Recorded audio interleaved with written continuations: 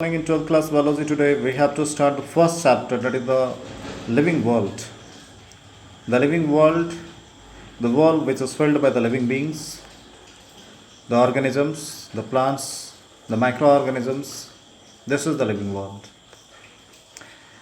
We have to know that this living world, when we see around us, when we see and observe the geography of the world, we will see there somewhere the deciduous forest, somewhere the oceans, the deepest ocean, where the sunlight cannot penetrate, still the life is present. Somewhere the Sahara desert, where the 60 degrees Celsius temperature crosses.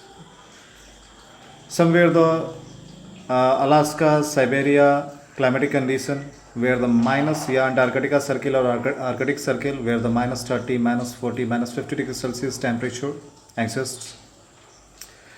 We can see the mountains, we can see the Meghalayan ranges, we can see that all these conditions, the coastal areas, the plain areas, the beaches, the coastal areas where the marine water sources are there, the rivers where the fresh water sources are there. On the world, wherever we will see, we will find that the life is there. The living bodies are there, the plants are there, the microorganisms are there. And these microorganisms are not of same type. These are of dissimilar type, these are of different types. And this having the body organization, when we will talk about the body organization, we will find that these all the organisms have of different types of shape, different types of size, different types of anatomy, different types of body physiology, different types of genetic and phenotypic behavior. So this is ensuring the diversity of life forms. So this creates wonder. This is an amazing condition on the earth's surface. Why this type of diversity on the earth's surface? What is the need of this diversity of the earth's surface? What is the need of life is here? Who has given the life?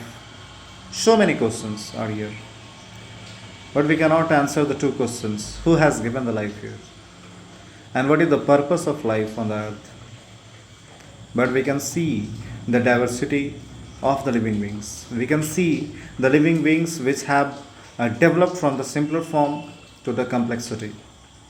We can see the organisms which are unicellular, microscopic, undeveloped, whereas somewhere there will be giant, the trillions and billions of cells containing organisms and plants bodies are there. So this is diversity. What is living? What is living world? What is living being? The question is that what is living? The living beings are those beings which shows growth,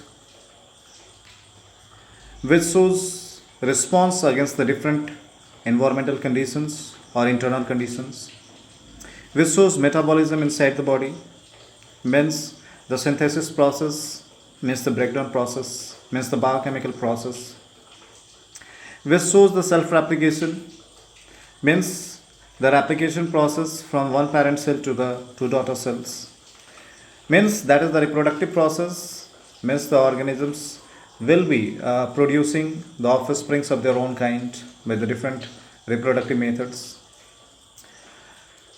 Sensitivity towards the environmental conditions. So many things. The respiratory process, the reproductive process. So many things can be seen here. We can see that living beings having the cell division process, the cell differentiation process. One cell is only the stem cell. One cell is only the meristematic cell. And this type of cells are growing and making the diversity of cell. And this diversity of cells are there with the different shapes and sizes, with the different functions, with the different roles. So this is a very wonderful earth, having the wonderful organisms, having the wonderful characters, having the diversity. And this diversity, in this diversity, one organism is dependent on other organisms. One organism in the forest, we can see the pre-predators, means one is predator, one is prey. If the deers are there, the lions are there, the tigers are there, the hyenas are there, the buffaloes are there, the beasts are there, the rabbits are there, the mongoose and snakes are there. Means if one organism is there, then other organism is there to feed on. So this is a prey-predator relationship among the forest. If the tigers, hyenas, lions, crocodiles, yeah, other carnivores are there, then there is a confliction.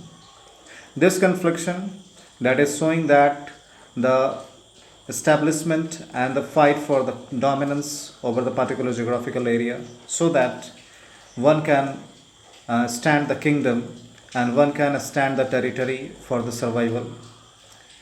If the predator is there and if the territory is there, then the organisms which are living in that area are in the control in that particular kingdom of that particular organism, and that will be not only the control, that will be protected by the predators too.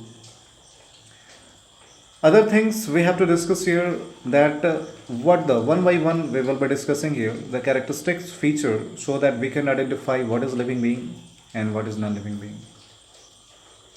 One line we have to discuss before we start the characteristic feature of the organisms, and that is the cooperation among the members, cooperation among the different species. We can understand the symbiosis. We have seen the symbiotic process if we are observing the lichen, the fungus and algae. We are observing the ostrich and the zebra. We can observe the relationship between that is the crow and the buffaloes. Crows are sitting over the buffaloes' bodies. Crows are eating the ticks, and buffaloes are getting freedom from the ticks because ticks suck the blood from the buffalo's bodies. Means such type of relationship in which the both organisms are benefited. This is called symbiotic relationship. So this is a coordination. In the ecosystem, confliction can be there, competition can be there, and symbiosis is also there. One example can be here, that is the one organism in such a benefit, in such a relationship, one organism is neither benefited nor lost, but one is benefited. In shark or remora is a small fish which lives just below the stomach of the shark. When the shark attacks the particular organism, feed them, the remains of that pre's body, dead bodies, that will be eaten by the remora. So in this case, shark is not lost. Shark has fulfilled their hunger, but the remora is taking the food material from the remains of the dead bodies of the prey. So different. This is the different scenarios among the different members of our ecosystem. The first character today we have to study, and that is the character which is meant for the identification of the living being, and that is the growth. Growth is meant for the cell division. If the particular organism has taken birth, yeah, if the unicellular organism is there, like either in the protista, either in the monera, or in the case of fungi too, we can see these organisms having the parent cell, and this parent cell will be dividing by the different modes of reproduction and will be making the different organisms. If we are planting the small plant, after a few years we will be observing this plant is growing and becoming large, becoming giant. And we have studied in the previous classes redwood tree, which is the 100-meter high plant. And this redwood tree has grown from a smaller seed. So this type of growth can be seen.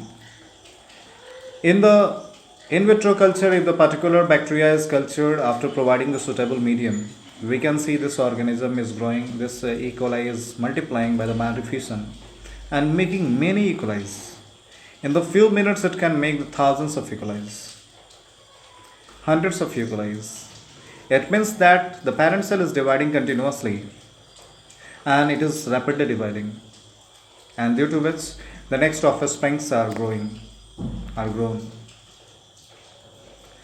But we can see that if the growth is happening there, if the mass of cells are forming, the cluster of cells are forming, we can compare it with the growing mountains by the collision of tectonic plates. We can compare it, the sand mounds, by the collection of sands in the vortex, in the strong winds. So this type of things can be seen, and this type of things are making the growth a suspicious thing. that growth can be taken place in the case of mountains, can be taken place in the sand cases, and can be taken place in the collection of soil too. So the growth is not cannot be considered as the basis as the basic key for the identification of the living body. Tomorrow we will discuss the next characteristic feature so that we can identify the living body. Thank you. That is the reproduction. That is the reproduction we have to tomorrow discuss. The reproduction, that is the basic key for the identification of living body.